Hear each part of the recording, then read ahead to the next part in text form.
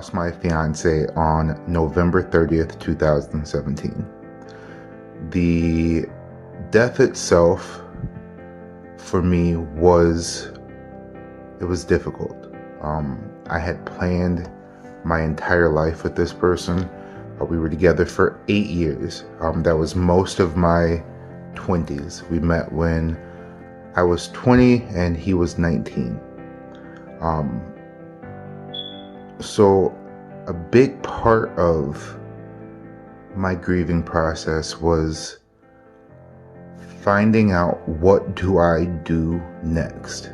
Because I hadn't imagined the thought of really what I would do if he wasn't in my life. I've thought about it, but I've just dismissed it as it's not going to happen. It's not, I was going to be that one where we're not going to experience that. That wasn't going to be a part of this life.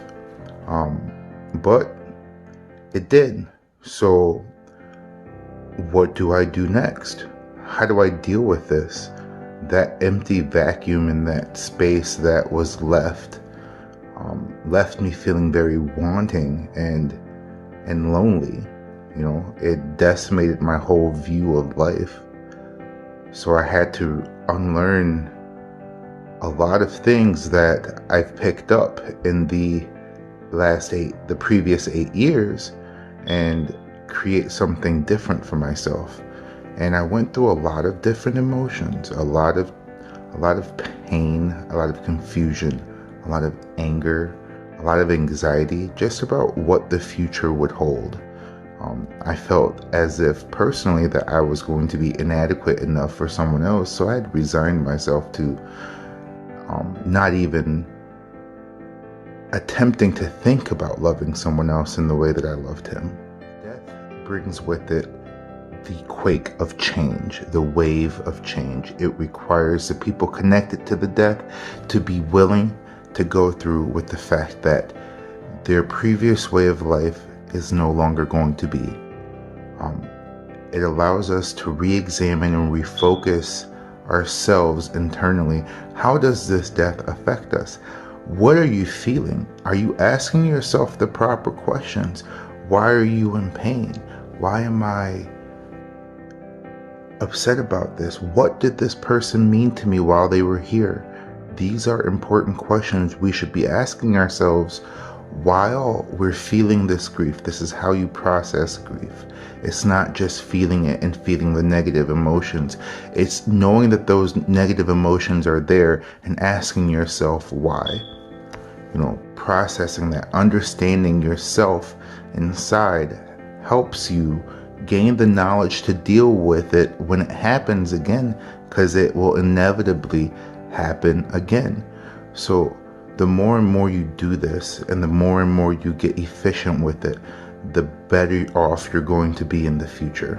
First step is acceptance. It's coming to the willingness to accept the fact that the person you lost is no longer here with us anymore. That person will not be in your future memories, and they will always be stuck in the past for you. Accept that. They're not coming back, and there's nothing wrong with that. It allows you to move forward and allows you to start the process of growth within pain. Pain is a huge motivator for change. When you feel it, you must move from it, process through it, but don't dwell in it. So what do you do after you've accepted the fact that this person is no longer with you anymore? You must start to understand why this person was in your life in the first place. Appreciate the things that they've done for you. Appreciate the experiences that you have had with that person. Understanding and giving reason to why a person is in your life makes it all the more meaningful as to why they're no longer there. You get the ability to change your perspective and how you view the entire death and shift it into something that serves you rather than takes from you. Acknowledge the life of the person who's gone. Acknowledge the good things that they've done in the past. Acknowledge those things. those are the memories that's going to keep you moving forward. See, what I did was I took the best qualities of my fiance and I told myself, how could I best take those traits and make them my own? So I started looking for ways and doing things that taught me how to be more compassionate, taught me how to be more understanding, taught me how to be more open and loving with other people. And in time, I learned that myself, and I learned to feel that myself. And it allowed me to take his life and take the things that I truly loved about him and make them my own so that they're always with me. As a way of creating a vacuum within us. That emptiness that we feel, we tend to want to feel it with other insubstantial things. Things that are outside of ourselves in order to make ourselves feel better.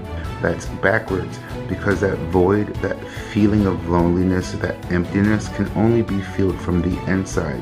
What was taken from within us. How do you go about filling that void that our dearly departed left us? What do you do to fill that? Well, that's really up to you. That's up to how you best believe that you can process through grief. As long as it's in a mind of love and peace and harmony with yourself and with the people around you, whatever you fill it with will fill it substantially. Thank you guys for watching my video. I hope that I left you with something to think about, something to reflect upon. If you like my videos, please leave a comment, share them. I would love to hear your feedback. If you have any questions or you want to talk, you can always shoot me a DM. My Instagram will be in the box below. Again, thank you for joining me, and you guys have a great day.